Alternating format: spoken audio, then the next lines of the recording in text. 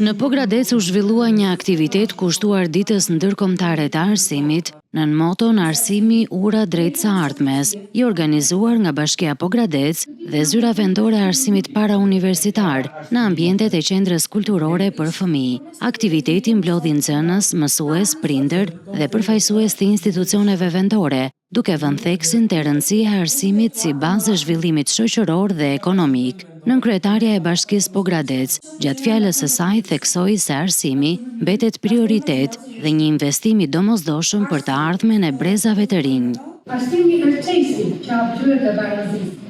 Dhe për ne si bashki, për ditë me një kuptim të veçantë, ku shohim vajzat e djem tanë që rriten me dëshirën për dije.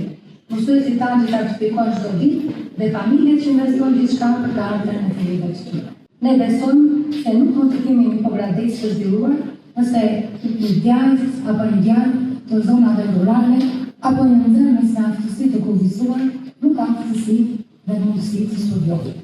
Aktiviteti u shoqërua me prezantime dhe performanca nga nxënësit, të cilët sollën mesazhe për rëndësinë e dijes, inovacionit dhe rolit të arsimit në ndërtimin e së ardhmes.